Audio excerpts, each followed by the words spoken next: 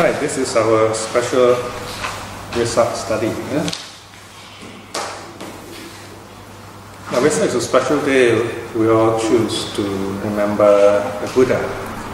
There's no fixed day actually. We have different cultures celebrate the Buddha's day on different days, but this full moon day is the kind of international day that was generally agreed so that people can commonly celebrate this very important day for Buddhists.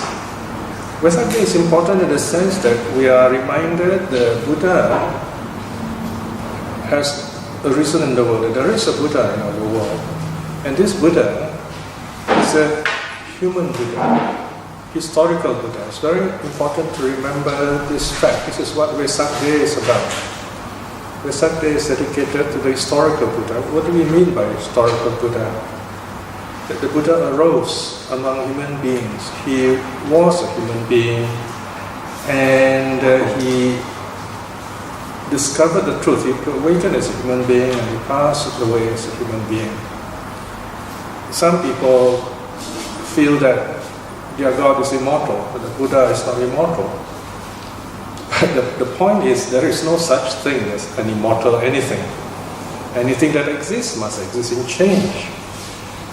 In fact, the death of the Buddha is a very important religious fact. If the Buddha says everything is impermanent and he doesn't die, and that means his teaching is not true. Right? He cannot say everything is impermanent except me. And that's rather strange, right? So, to me at least, the fact that the Buddha has passed away proves his teaching true. That even the greatest teacher, the kindest person, the wisest person, also must pass away. But that doesn't cause any problem, in the sense that we are reminded to practice. If the Buddha is not with us, then we have to find out how to practice. So the Buddha has made a lot of effort to make sure that his teachings remains behind after him. So you have before you here a whole volume of teachings, more than 50 volumes. And you are looking at volume 43, I think, right? 42, okay. Well, we have about a total of 50 volumes over the last 14 years. And I realized that after so many volumes, we need to properly index them. And I realized that if I index 2 volumes a month, I'm just a quite thick volume, one volume is about 180 pages, So it will take me 2 years just to index. And index is very important because let's say you want to know something about the Buddha's awakening, you've got to look up, right? Otherwise you have to look through every page, okay? So this indexing is very important. And there are many indexes, For example, I'm going to finish the index of the titles of the suttas.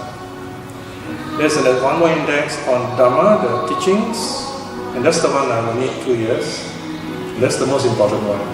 And there's one more index on names of disciples. Now all these are very useful because in the future, let's say you want to give a talk about Ananda. You say, where do I get information about Ananda? You look in the name index. You want to talk about dependent arising, you want facts, right? The suttas. You look under Paticca Samuppada. You have all these index. So in other words, we have all these resources today, and Vesak celebrates this wonderful event when you have all these teachings available to us. Even though the Buddha has passed away, he made great effort to leave behind his teaching, systematic teaching. Now imagine, this 2,500 years ago, and this teaching is still with us today. The Pali words are there, very beautiful, very complete. This alone is a remarkable fact that the teaching is with us. So this is something we must always value, this wonderful literature called the Suttas, or the Tripitaka, if you like. Another important thing is our attitude towards the Buddhist scriptures.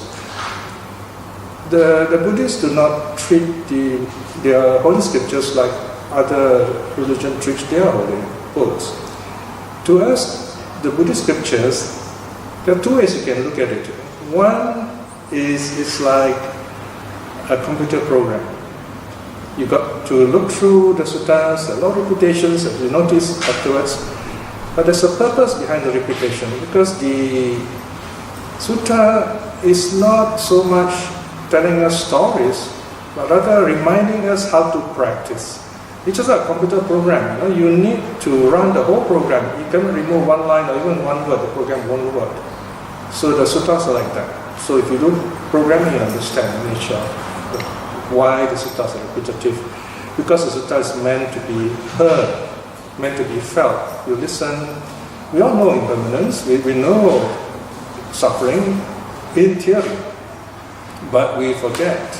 The moment we leave this hall, we feel happy. We've gone, watch our TV show and so on, and we forget, right? So the suttas remind us. By reflecting in the suttas, something happens inside us. A certain wrong view we have changes. We become happier in the face of suffering. So this is what the suttas as computer programs does to us. The second way of looking at suttas is like a musical score. This is one of my favorite analogy actually. It's just like when you study suttas, When you come here, it's like you are coming to play music, okay? And I'm the conductor for the moment. There are many conductors, I'm one of them. So today I'm conducting, you are the orchestra. Each of you master a certain instrument. And obviously, if you play the instrument, you love music. And you also know how to read music, musical score. And here I am conducting this musical score. We are playing together in harmony, unity. And we create something beautiful. And this aspect of the sutta, this aspect of the Dharma is very important, the feeling aspect. We feel joyful, we feel peaceful when we study the suttas. So when we read the suttas, that's what we get. So we have this global community of truth readers, and some of them are really amazing people. I don't met them personally, but through the suttas we become really good friends. Normally we say you can never be friends on the internet, right? But through the suttas we really become good friends because we talk about something peaceful and beautiful called the Dharma. I mean, someone who has been proofreading with me, say for the last 4 or 5 years, obviously this person is a real friend, a Dharma friend. So, and we talk about suttas, we talk about Dharma, we talk about ourselves, right? And we talk about the Buddha, of course. So this is something, there's something beautiful about the sutta. That is what brings us together, even on a global level. So remember, when you look at the suttas, feel. Don't take it like reading a newspaper. You are reflecting on it. Reflect, you look at it, and then it's like a mirror, shining back to you, your personality.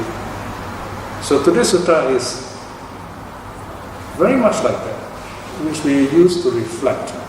Today's sutta is also a reminder. The Buddha is telling us, if we do not practice, then there will be a lot of problems. So the problem is shown by the analogy of a river. So we look at page 99, the title is Nadī Sutta. Nadī means river. The Discourse on the River, S22.93. Now chapter 22 of the Samyutta talks about the aggregates, the 5 aggregates. So it's not surprising here. We're going to look at the aggregates in a while. The theme is grasping at any notion of self only brings suffering. So this is the key idea. Letting go of the idea of the self, which I will address in a moment. Okay, so remember, when you look at the sutta, either remember the sutta name, there's a very short name, Nadī Sutta, or the River Discourse. It is very possible there are other river discourses also, such a short title. So maybe you'll want to remember the reference, S22.93. Okay, let's look at the sutta, page 102. At Savatthi. There the Blessed One said this: Bhikshus, just as the river coming down from the mountains in the distance, flowing swiftly, right? On both its banks, if Kan's grass were growing there, they would overhang from there. If Kusha grass were growing there, they would overhang from there. If reeds or bulrushes were growing there, they would overhang from there. If birana grass were growing there, they would overhang from there. If trees were growing there, they would overhang from there. Okay? So this is a very picturesque kind of beginning.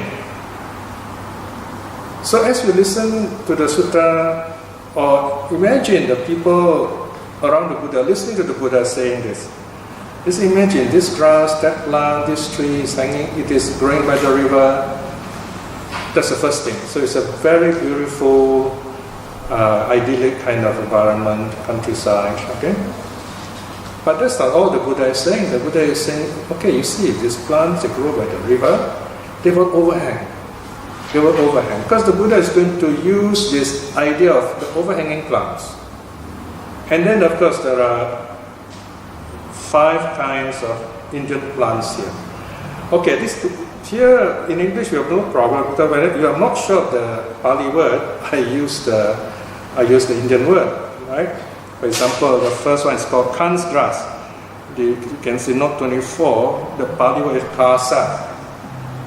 We're not sure what kind of grass it is, but the Indian dictionaries say the Indians call it Kans.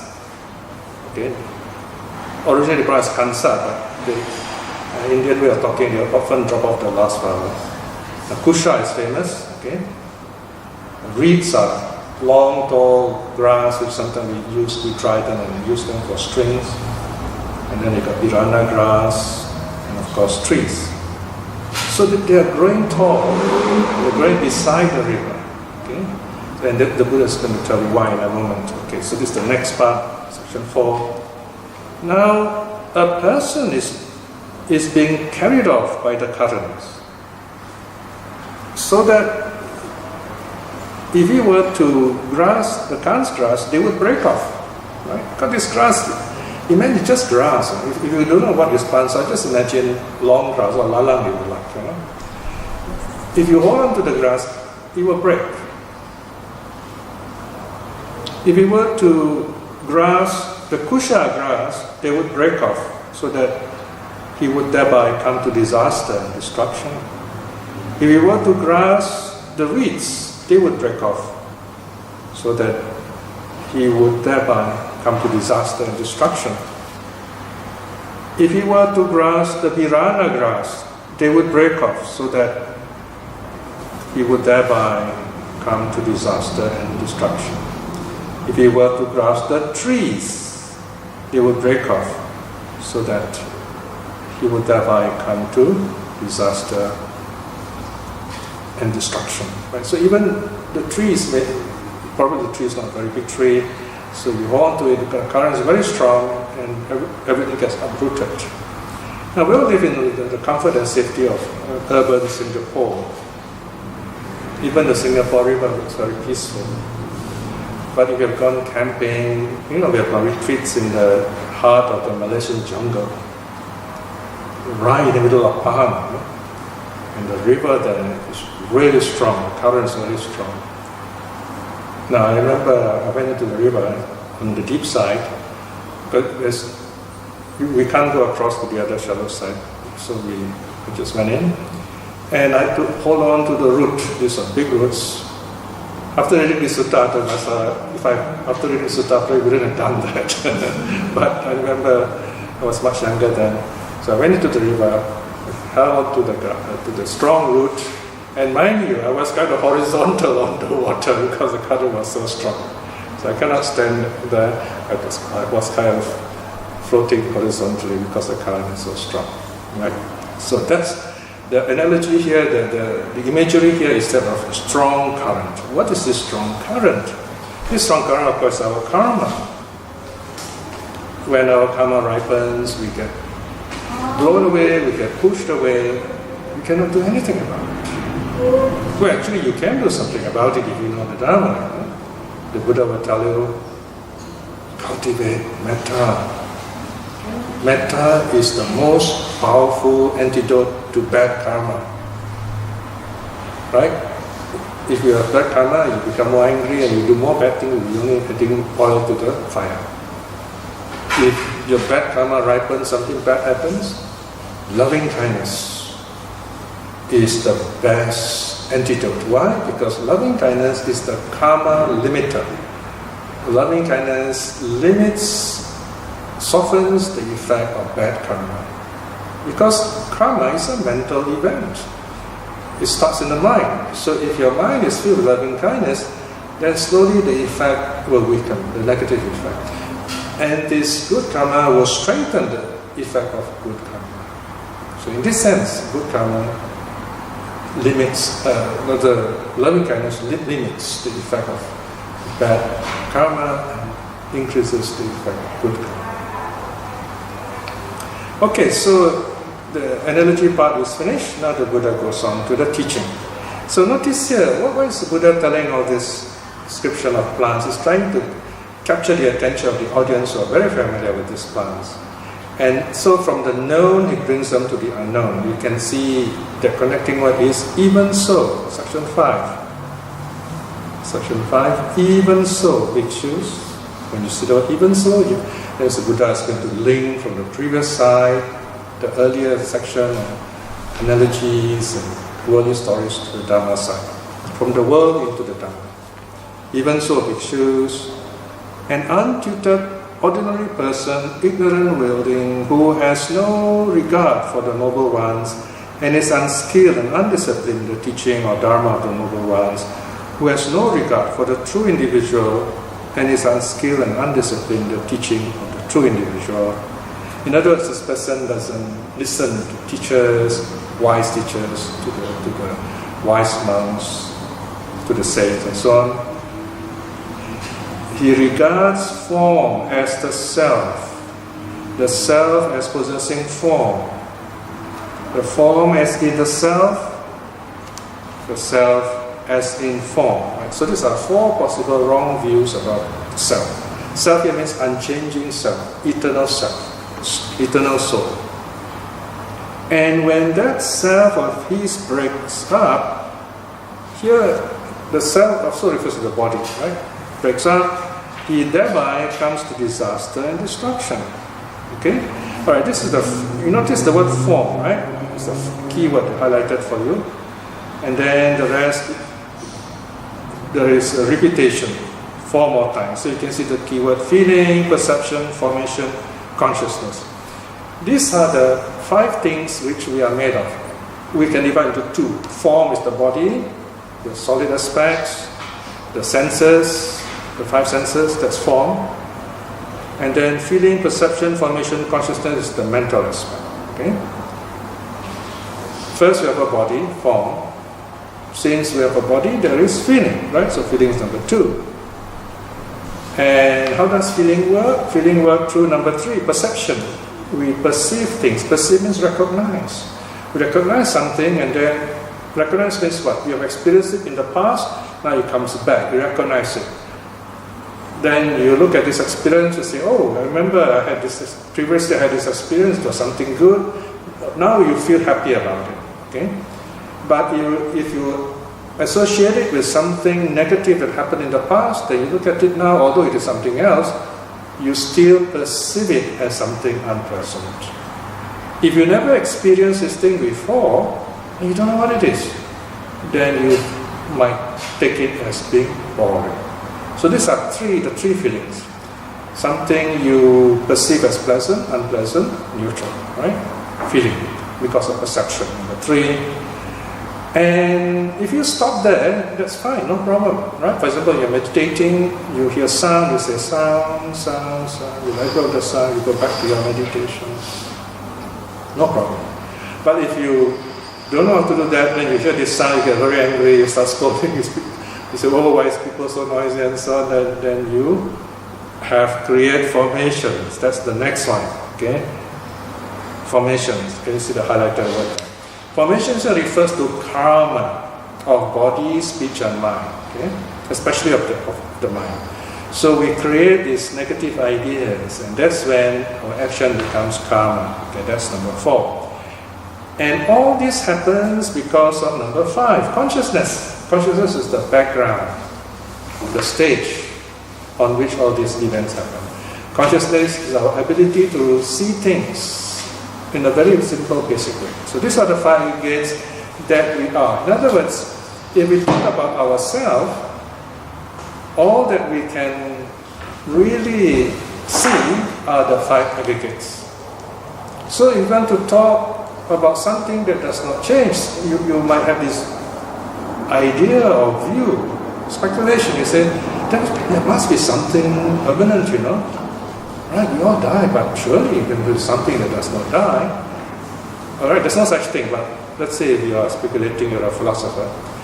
The Buddha says, if you speculate this way, there are only 2 ways by which you can identify the so-called permanent thing, either the body or the mind. Now, if you say there's something permanent is the body, then you've got to decide which one is it. Okay, when you say body, we have the 5 senses. The body equals 5 senses. Eye, ear, nose, tongue, and body. Okay?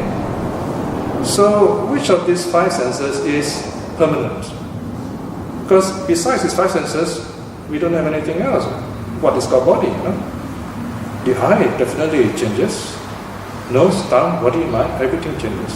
So you can't use any part of the body, whether singly or as a whole, as a set, nothing permanent. Okay, then what about the mental aspect, the mind? Is there anything in the mind that can be permanent?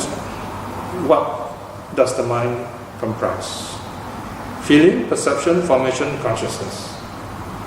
Right? Feeling also changes. Because if it doesn't change, you have no feeling. It must change. You won't know unless you compare with cold, for example. Everything is relative. Perception also changes.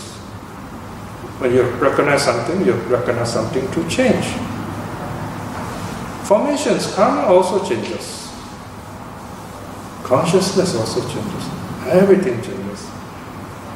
In fact, there's nothing in the world that is permanent. It's a simple fact. The Buddha did not invent this. The Buddha is saying there's nothing permanent at all. Right? So, but people still don't feel happy about this. So they say, there must be something permanent. Why don't we invent? Just call it a soul. Give it a capital S, big soul. Right? And then you have a problem. Okay, you have a soul. Who created the soul? Okay, then we create another idea. God. Okay, the God created the soul, and so on. And you have lots of theological problems there. The Buddha said, let's forget about all these issues. Okay. There's a bigger problem here, because if you think of a self, then you're going to have a lot of problems. Why? Because you might say, I'm like that. You hear people, your friends telling you, I can't change, I'm like that. They already have a problem now, they're lying. I can't change. I have never met a person who cannot change. We all change. The older you are, the more you know people change, right? So this is where there is hope. Even for bad guys, there's hope people can change, right? So there's no such thing as cannot change. But some people think that way. They think they cannot change. They think that's their bad luck. They cannot change. So once you understand the nature of change, you feel everything is really great. And this is the most basic reflection that Buddhists must do. Even if you're too busy to go to a temple, if you're too busy to do anything, even to read suttas, you must constantly reflect on change and impermanence. If you do that, you are safe. Because when failure comes to you, you tell yourself, this is impermanent, it will change. And then failure goes away, success comes. You tell yourself, even this success also must go away. So I better be mindful, be wary, be diligent, so that when the success changes, you get a greater success. Even if I do fail, it's okay. Let me learn about failure. And that's the first noble truth. The first noble truth means we learn from failure. Failure is about learning, and so on. So impermanence is a very profound teaching. It's the most basic teaching for lay people. If you do this regularly, you become a stream winner at the end of your life. Okay, so the Buddha continues here, and he says, now he uses what's called Socratic dialogue. Of course, the Buddha and Socrates lived around the same time, so we can also call this the Buddha dialogue, if you like, question-answer. This is where the Buddha doesn't give the answer. The answer comes from the audience themselves. In other words, we know the answer, but we are sleeping. So the Buddha is waking us up. Okay? And then we put together the answer. So an answer means the right combination of knowledge. We have knowledge, but scattered all over, disorganized. But once you organize what you know, it becomes wisdom. So if you like, you can call knowledge is something disorganized. Wisdom is knowledge well organized, and it also liberates you. So now the Buddha asks very basic questions. Now, section 10. Now, what do you think, bhikshus? Is form permanent or impermanent? Right? This is an obvious question. Of course, some people call it leading question. But it's okay. This is a very important question. Impermanent Bhante. Is what is impermanent unsatisfactory or painful? Or is it unsatisfactory or satisfactory? In other words, is it painful or pleasurable?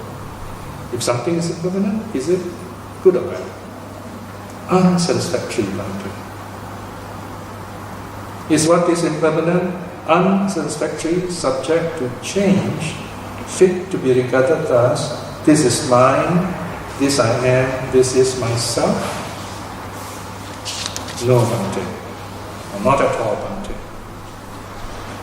Okay? So this is the first part. This is on about form. Okay? And the same template, the same question answer is applied to the other 4 etiquettes. Right? So if you are doing your own meditation, if you find it sitting a bit difficult, you can quietly read this. Or better still, you get someone with a nice voice to record this reading, and then you listen. Or you can record it yourself and listen. Because the path to awakening lies in deep listening. The question the Buddha is asking here are not intellectual questions. These are the basic spiritual questions. Questions that bring you to awakening. So, now the question now is, how does such a reflection free us from suffering? How is it that if we reflect, form, feeling, perception, formation, consciousness are impermanent? We understand them to bring us unsatisfactoriness, suffering, and they have no self. So we cannot say, this body is mine, I am this body, or this is myself. The fact that we need to identify with this body is not a problem with us. It's a problem with those who want power. The government. They need statistics. I mean, imagine if we just follow the teaching and we say, okay, I was someone else in the past, I was a bad guy, and I stole something. Now I'm different. I'm not the same person. So you cannot punish me. Well, you get away, right? So, but the law says, no, same person. You're the same person. So there is this long history of philosophy and law, How do you know a person, right? People like philosophers like John Locke, he argued this. Are we the same person? Yesterday, today, and then tomorrow? What is it that makes us the same person? Of course, in Buddhism too, we have this kind of issues. We say, in a sense, we are the same person because of our memory, because of our continuity of consciousness, right? In that sense, we are the same person. But in Buddhist philosophy, we also can have a double statement. We can say the same yet not the same. The same yet not the same. Possible, but not in Western philosophy. Aristotle says it's impossible. Of course, Aristotle is wrong. But the problem is the whole of Western mathematics is built on Aristotelian logic, this duality. I once told a friend of mine who teaches mathematics this four kind of truth. He says, wow, if you follow this four through, that means something is not, both is and is not, neither is nor is not. He says, modern mathematics will collapse. There's no more mathematics. Because modern mathematics is only based on the first two truths. Something either is or is not. So Aristotle's idea is something is either true or not true. Now this works for logic. But you know very well, when in your daily life, a lot of things are both true and untrue, depending on what angle you look at, who is saying it, what you're talking about. It's possible, right? But Greek philosophy did not go beyond that. Okay. Anyway, it doesn't matter. The point here is that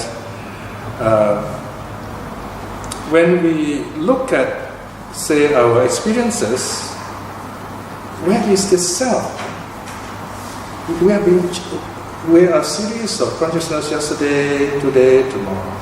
Everything is changing, right? Okay, look at the photograph of yourself and what you are now, okay? You show this photograph of yourself, say, when you're very young, 30, 40 years ago. And then someone says, hey, you look different, okay? That can't be you, it is not you. Right? He's right, in a sense. Of course, you have to go deeper, you can say it's not you, it's just a photograph, They're just thin black and white dots. It's not really you, it's just a representation of you. I mean, a cat would make no sense of it, Only human beings look at the photo and recognize, oh, it's me or someone else, So, in a sense, it's not you, it's just a photograph. When we say, that's me, you are just using human ideas, conventions. So, two possible truths.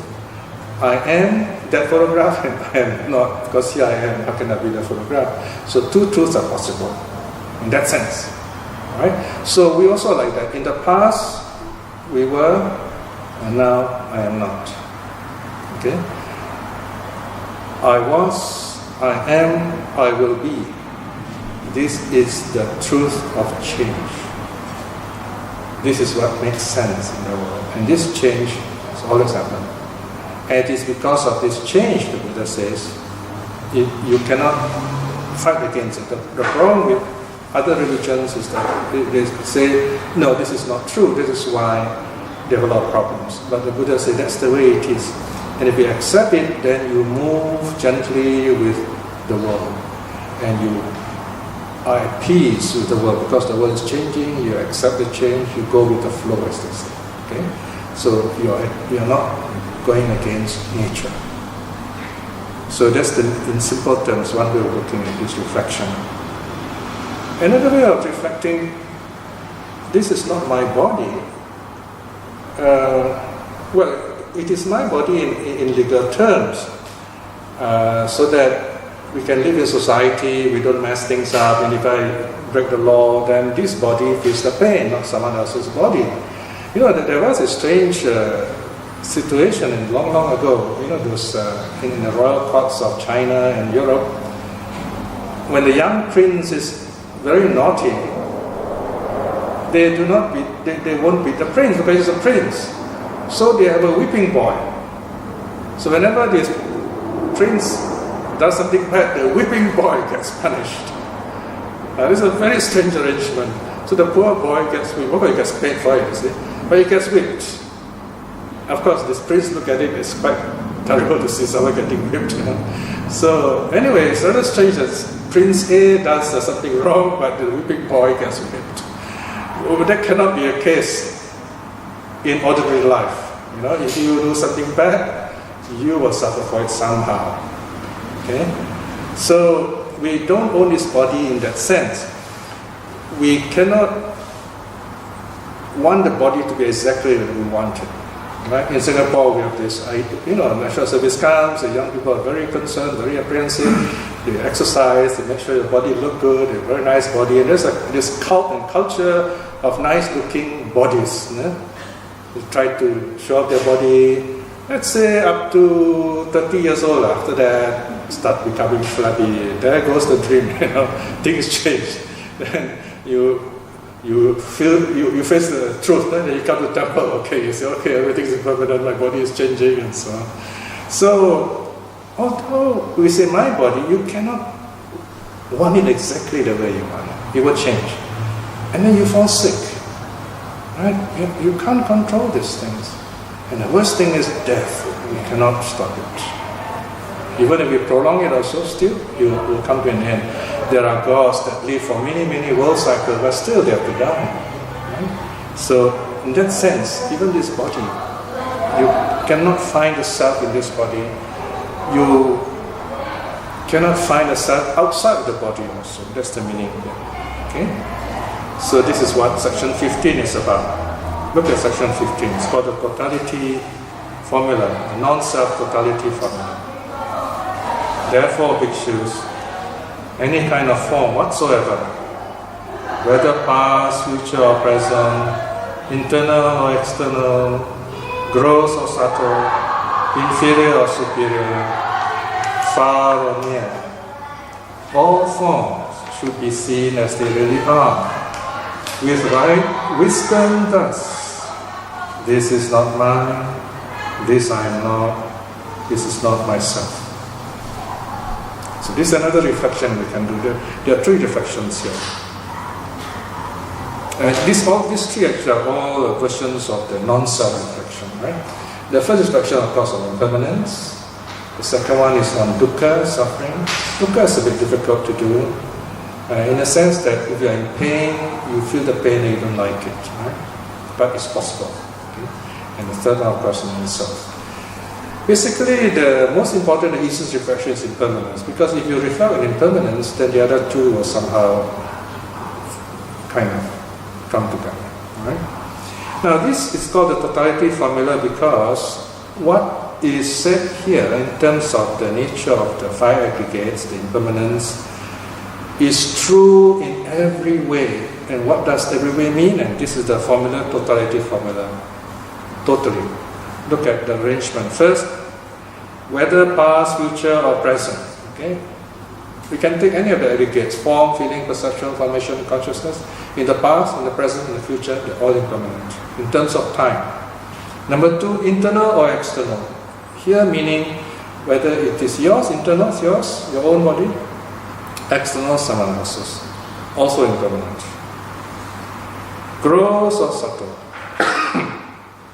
Here, whether it is gross mental aspect or subtle is mental aspect, gross is physical aspect. Both are impermanent. Whether you look at these things mentally or physically, they're also like that, impermanent. Inferior or superior. Whether in this world or in the world of meditation, higher realms, even you become a saint also, the body also is impermanent, the mind is also impermanent. The truth does not change, even for the awakened person. But of course, the awakened person is not badly affected by this truth. Far or near, that is very interesting, far or near. In this universe or elsewhere.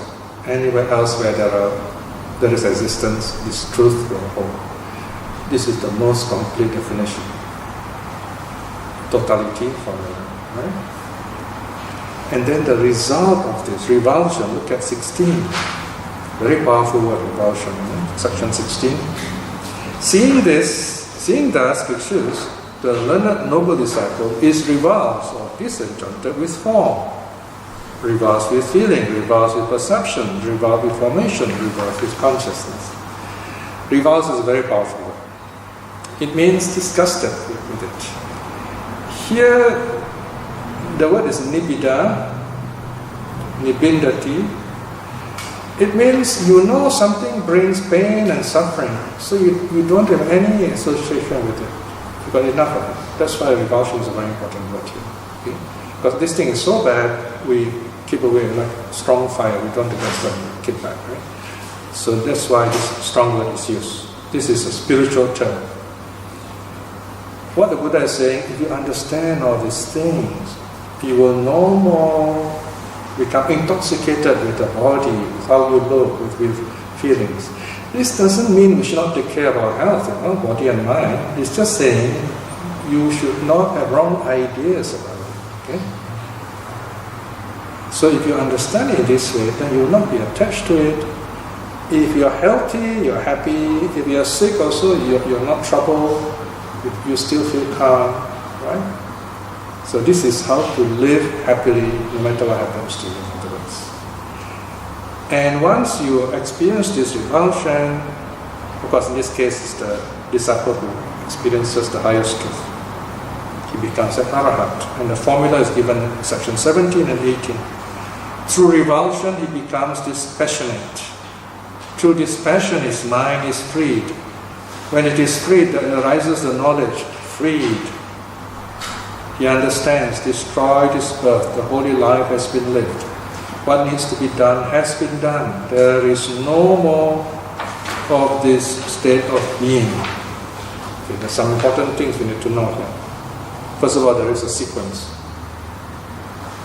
Because we are burnt by the fire, we never want to put our hand in again. That's revulsion. So once you know that this is the way the body is, you don't want to be cheated by it, then you are no more attached to it. You are not carried away by it. You are not intoxicated by it. That's called dispassionate. And once you are not attached to it, then your mind is free. You are free from it. You don't have to worry anymore, but you're not attached to it anymore. You don't suffer anymore. Free. And when you are free, the knowledge arises. I'm free. It's the feeling you get when you reach the retreat center, nice, peaceful place, and you can spend 1 week doing nothing but sitting, meditating in a beautiful environment. You say, I'm free. Right? It's a wonderful feeling. Something like that. That is just a small comparison, okay, to the way the arahats say, I'm free from suffering, right? There's just one word that free, that's all, vimutta. There's no I am it, because there's nothing I am free, just free. Okay? There's no I to be free. There's just this wonderful freedom, selfless freedom. And then comes the knowledge. Birth is destroyed, no more rebirth. The holy life has been lived, right? The training is finished. What needs to be done has been done. Everything done already. There is no more of this state of being, no more new karma. Okay? In other words, the arahat has gone beyond good and evil, does not do any new karma. Now, this beyond good and evil, be very careful, because sometimes people who are not arahats use this. Right? They say, oh, my teacher is enlightened, beyond good and evil. He can do what he likes. There's no such thing, because although we say the arahat is beyond good and evil, the Pali word is punya, papa, pahina, it is given up good and evil.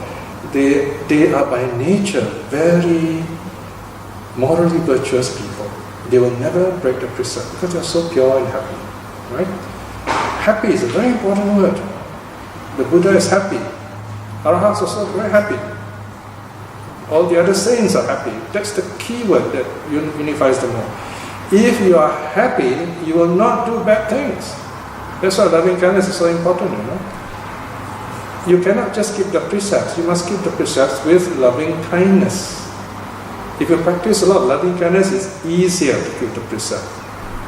Loving kindness means respecting life. Loving kindness means being generous, so you don't steal things. Loving kindness means respecting other people and respecting truth and keeping your mind calm and clear. Loving kindness, accepting yourself just as you are, accepting others just as you would accept yourself. Loving kindness is joy, is a very important aspect of this training. So having said that, you can see here how the sutta flows, very nice, like a gentle river. First the Buddha says, does the monk look at the plants overhanging beside the river? I'm sure the monks could see that, the monastery is just beside a river. And the next thing the Buddha is saying, you can't really hold on. If you're swept away by the river, you can't hold on to the plants. you just drown. So here, in other words, the idea of a self is like you look at the plant and say, oh, this plant can prevent me from being washed away by the river. You can't. You get dragged. The river is very strong. The currents are strong. So you have to reflect on the impermanence of everything inside you, outside you. So for lay people like us, if you reflect on impermanence, then you are on the right track, doing the right practice. So we end the sutta. Any questions? Do a short reflection to close the sutta Vesak study. This is a wonderful time of the year to gather in the peace of studying sutras. And we celebrate this presence of the Buddha's teaching. And in the presence of the teaching, that means we can also practice to awaken in this life itself. Of course, this means making our own effort to discover the truth. And this is possible in the Dharma. We don't need to rely on anyone. But even then, we can still be kind to others, and through our example and our kindness, we can help others to feel happy, to discover their own inner peace. Reflecting in this way is wonderful good karma. But the power of this karma and many other good things that we have done, our faith in the three jewels, may we be blessed with courage and wisdom to aspire to attain at least stream winning in this life itself. By the same token, by all the goodness we have done, by the power of the three jewels, may all those we love, all those people struggling to know the Dhamma, be well and happy too. And those whom the Dhamma have not touched, those who have difficulties, may they see the Dhamma in this life itself. May all beings be well and happy. Sadhu, sadhu.